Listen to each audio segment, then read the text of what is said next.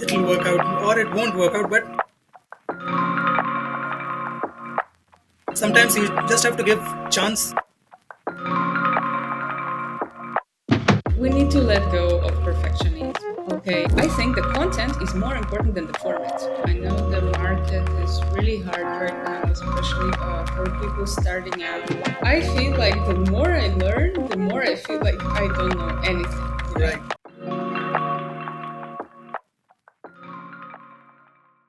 Hello, Alina. It's so awesome having you.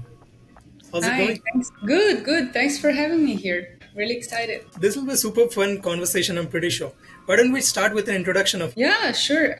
So happy to be here. So I'm a product designer. I have around like 7 to 8 years of experience, and I'm completely self-taught. I originally got my degree in fashion design. Then I worked for a little while in graphic and print, and then I moved on to UX UI product design. So I started in a small agency. After that, I worked in a few startups in Israeli startup scene, and today I work at Intuit.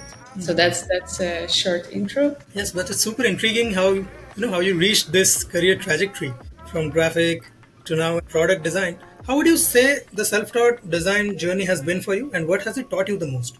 Okay, so I think I didn't really, I didn't really plan so far. I was like mostly going with the flow. So I basically, it's a weird story of how I got here, and I guess I just went with the flow, and it just happened somehow. Like I finished my studies. Okay. And when I was studying, I was studying back in Russia. I actually moved to Israel from Russia around 8 years ago. So I finished my studies.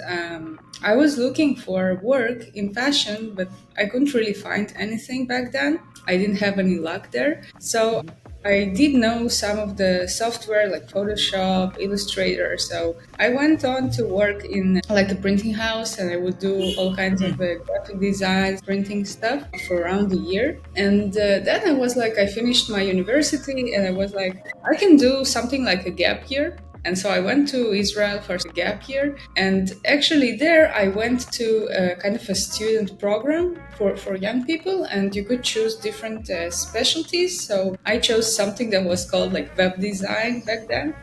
And through this program, I was able to get an internship in a small studio where still we have good contact with them. Those are incredible people. They really taught me a lot, really a lot of the things I know about product design. I started out there. So I think I was lucky to honestly to meet the people who were willing to teach me, and but I was also very like interested, excited to learn stuff. And I think I started from really really small stuff. Like I literally started from drawing icons at this agency, drawing some illustrations, which I did have background in like art and kind of fashion design. My studies were it was a lot about drawing and creative stuff and things like that. So I started out with the small things, and then eventually I grew there to work on a bit more complex projects for different clients, and that allowed me to kind of continue my journey. So my story is not like I don't think it's a regular story. I think it's a Right. very weird story of how it all happened.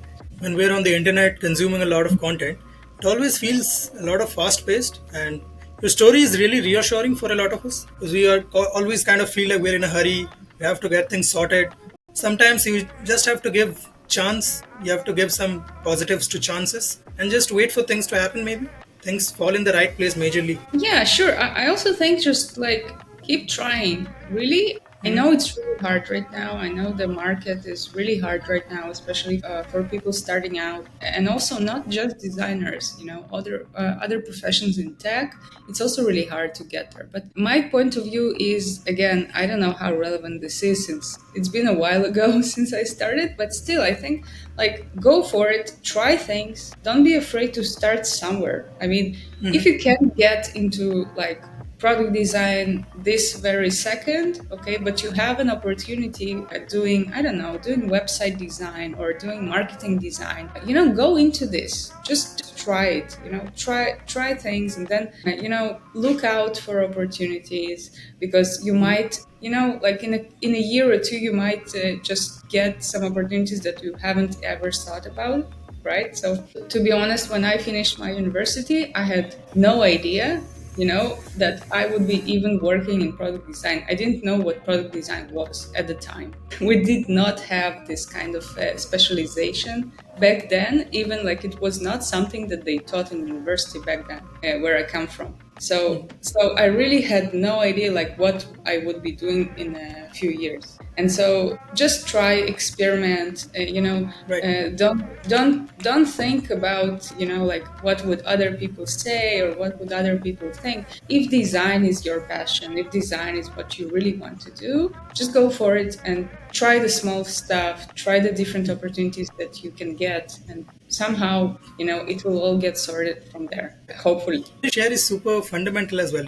Take action, be interested, and just keep doing the thing that you love, and try getting better at it. Things will fall into place. That's super advice. Yeah. Now, I would want to start. Right. I want to start with UX. Kind of like, why do you think are the pitfalls for young designers, young UX UI product designers starting out? Why do you think they're missing out on? Okay, so again, I think there is this, I don't remember like the scientific name for it, but I think there is some kind of curve. Like when you're starting out, Right. Right. It's you a learning. might, Yeah. It's a learning curve. Yeah. yeah, but also it's like kind of a knowledge curve. Like when you're starting out, you think you know everything Okay. at the Yes. beginning. And then there's a dip. I feel like at the beginning, you think you know everything, and then gradually, actually, as you progress, and I'm facing this a lot right now, I feel like the more I learn, the more I feel like I don't know anything. Right. Like Right. there is so many things to learn all the time. So I think the most important thing is to figure out your strength, okay, and also to figure out what you like to do.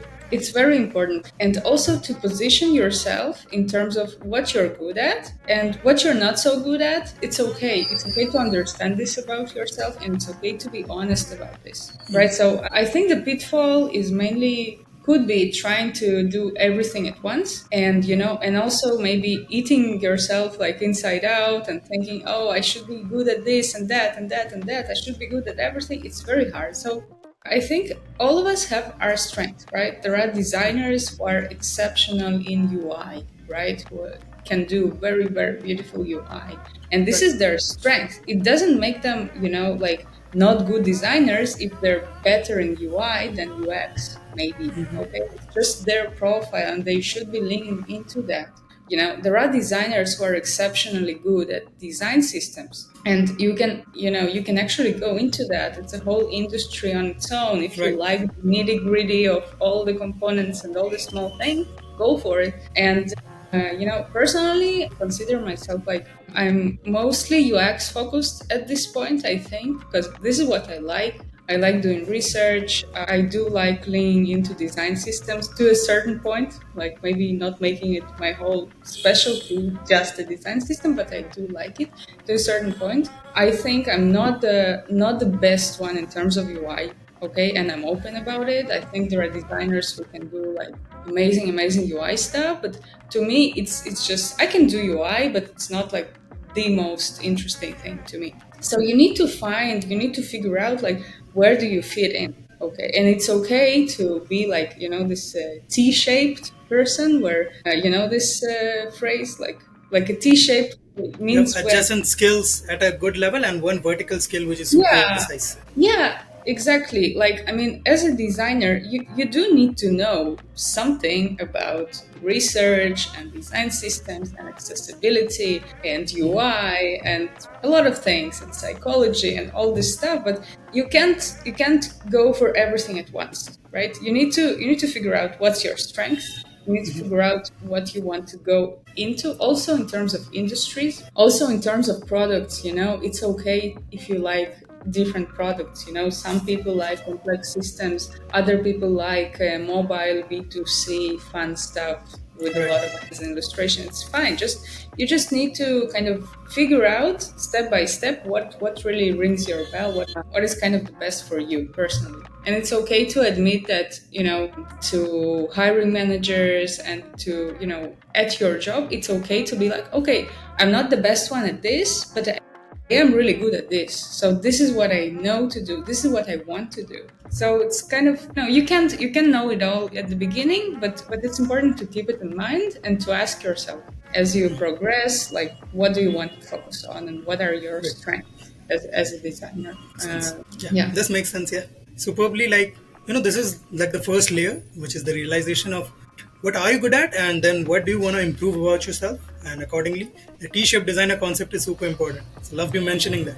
Okay, as far as like specifics go, let's talk about making like a standout, stellar UX portfolio. What do you think are like the top five things? Okay, so portfolios. I know Yes, it's a very complicated topic. It's very it scary, is. right? So first of all, I think we, as designers, procrastinate the most on that. yeah, and it's I understand why because I've been there, and so I've been thinking about this question probably the most because I had to build my portfolio several times, obviously, and also like around a year ago, I think, before I joined Intuit. So first of all, we need to let go of perfectionism. Okay, it's very hard. I know it's very hard, and I know that I was sitting for hours like just choosing the font. I was just obsessing over font. I was like, I need a good font, and I would try. I don't know. I would try like every single font out there, and I was like, "Oh, that's not it. That's not." So don't do that, okay? Don't be like me. Don't do that. Especially a font pairing, that takes a lot of time. Exactly. So I was really obsessing over it. And and you shouldn't be like that much obsessed and trying to like perfect everything at the beginning. It will come. So a few tips. So first of all, I think the content is more important than the format. Okay. And what it means is that your portfolio does not have to be this perfect amazing coded website with the animations and everything. I mean, you can do that if you want, but it will take a lot of time. It will take a lot of effort, and not everyone has to do that. Okay.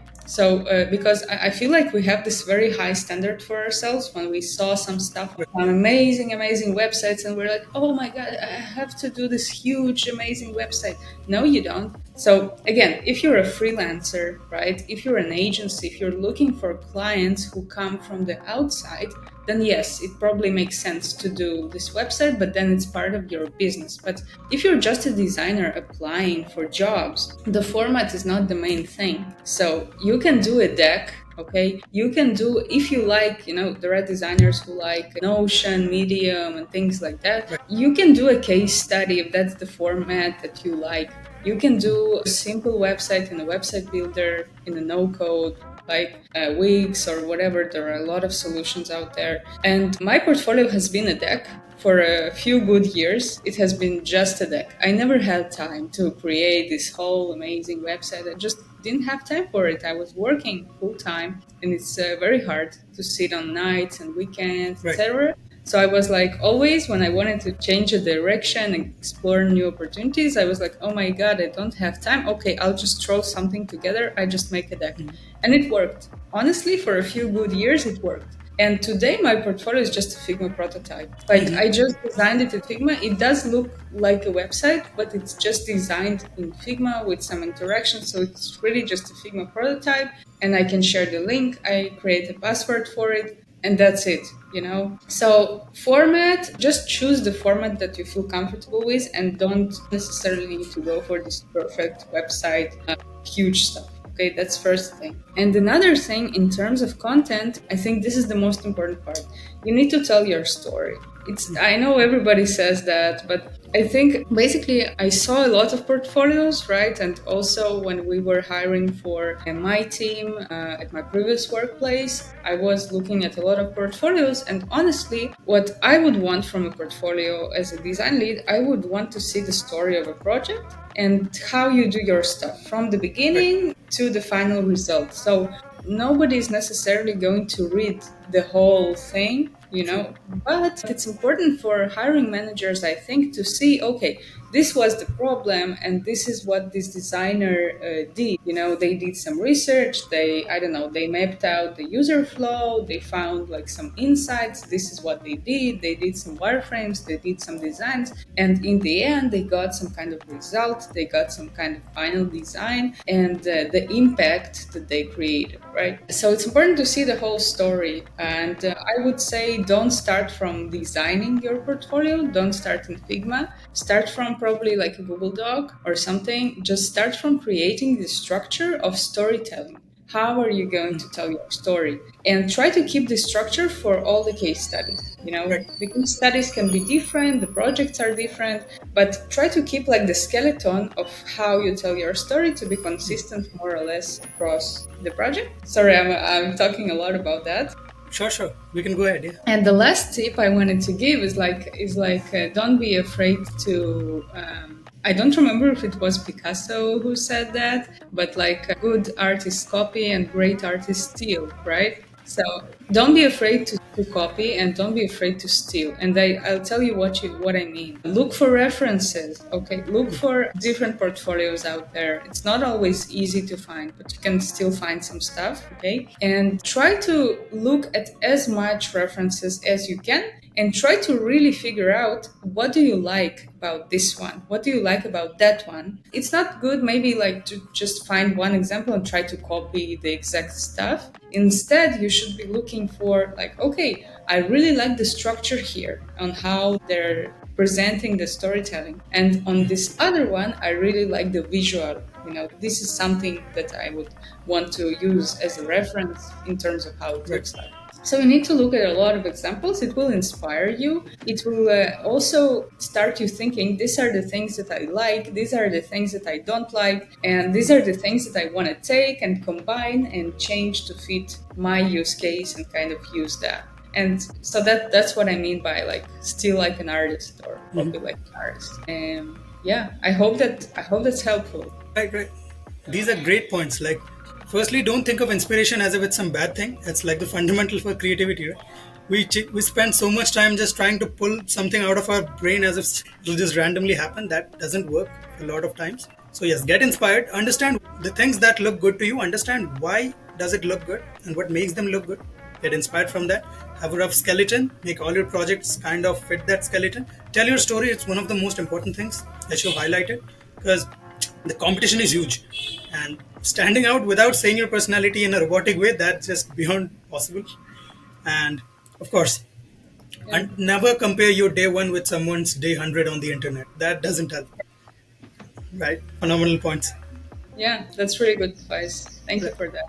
That's a good advice for me as well, because I was really overwhelmed when I was starting out doing my portfolio, and I was looking at this like awards website that were probably created by a whole team, right, of designers, developers, and stuff. Awards websites, those Yeah, D&D pencil awards, all of those. Yeah, exactly. Yeah, exactly. I've stopped like getting almost inspired as well, because like I'm getting inspired and sometime later I'm thinking, can I do that? Maybe I can't do that, and then it gets into like a spiral of self-criticism. And all. So I just don't look at awards website now. Yeah, don't be afraid. Also, don't be afraid to show your stuff while you're working Right, on right. it. Show it to your designer friends, show it to some people, some of your other friends in the industry, Right. go for mentoring sessions. You can get free mentoring sessions. There are platforms like ADP List, but there are also many designers on LinkedIn who you can just DM and ask them, hey, will you be willing to review my portfolio? Blah, blah, blah. Like, I do that.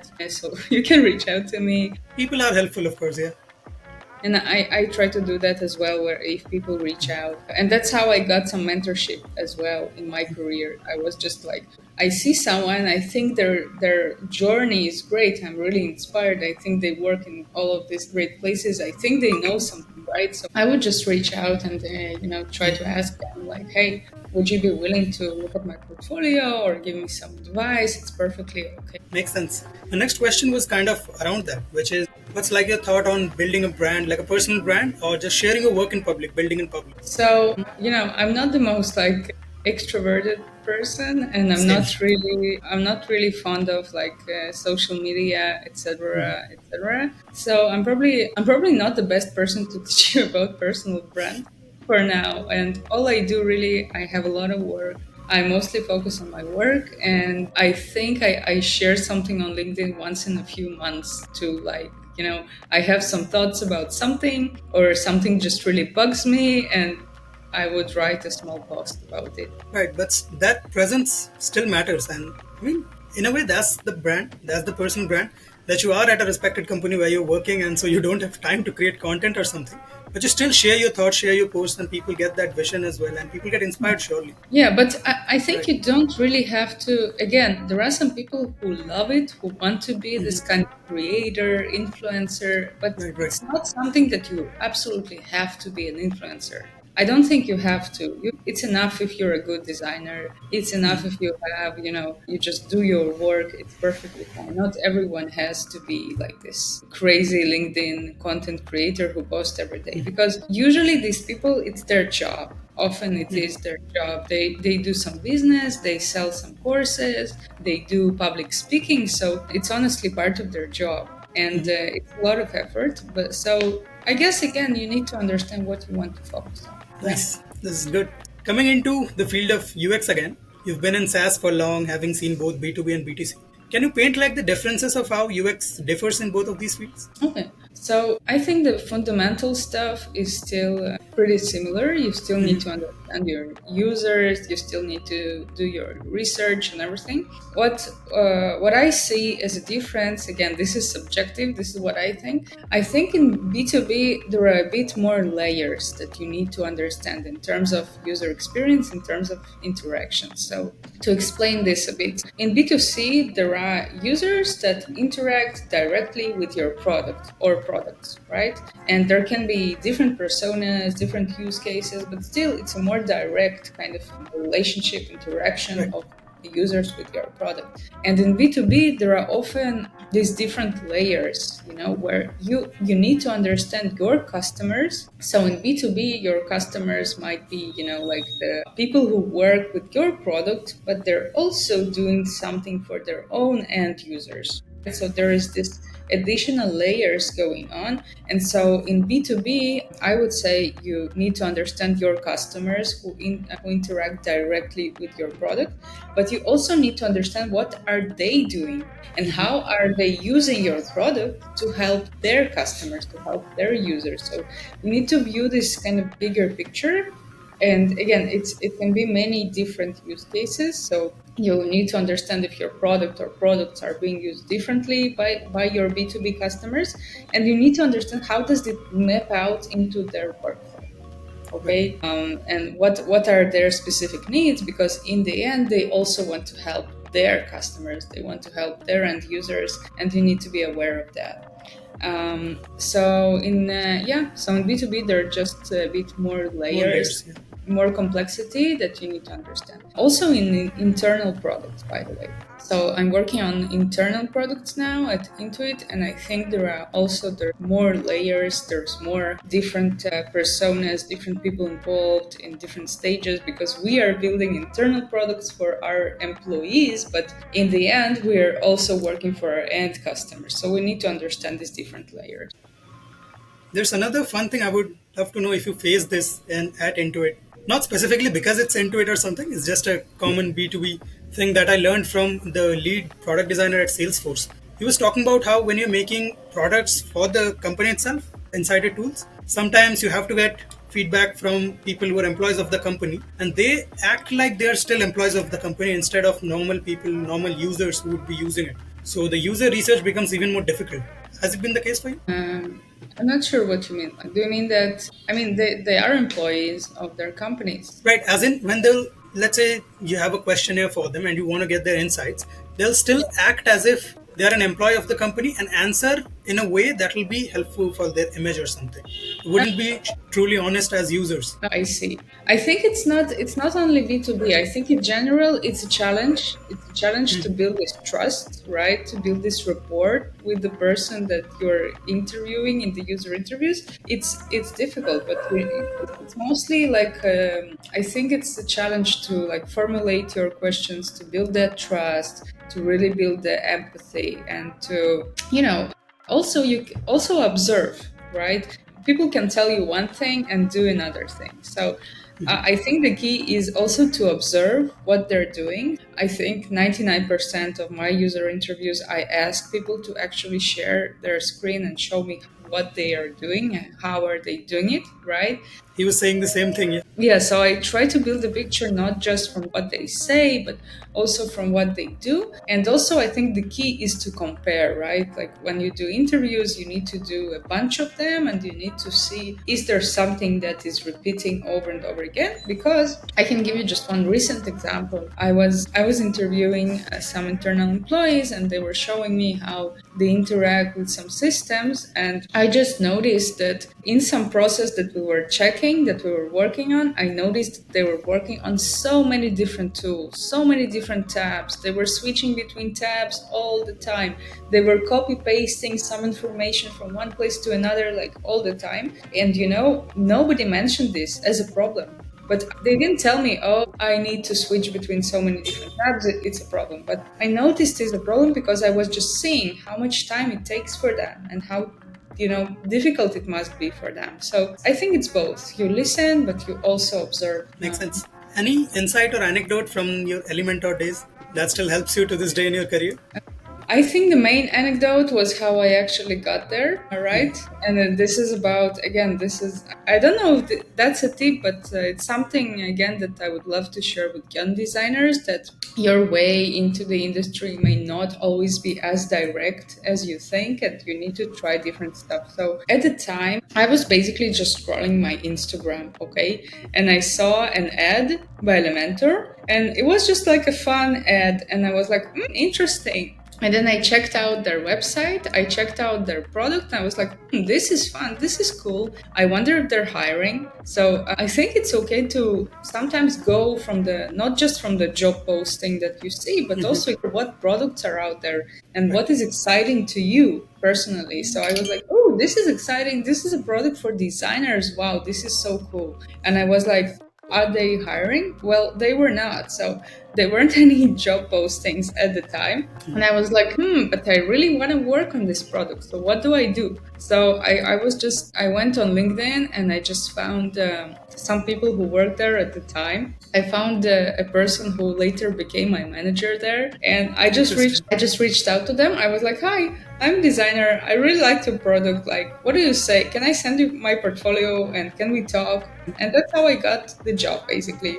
Like, they looked at my portfolio. Of course, I did some interviews, but eventually I passed and eventually I got a chance to work there. So that's to me, like, that's the story that is fun, kind of funny to me to this day. I've heard this from some startup people as well, that just don't go by postings that you see on the internet. People are always hiring. So if you like the product and you think you would be of value, so just reach out. It'll work out or it won't work out, but at least do your part. Yeah, at least you can try. Yeah. So that's that's Right. the story. Awesome. This was such a fun conversation. Loved having you. Your insights were super fun, super implementable. And I hope people learn a lot. Thanks for your time. Wow, thank you so much. It was so fun. Thank you.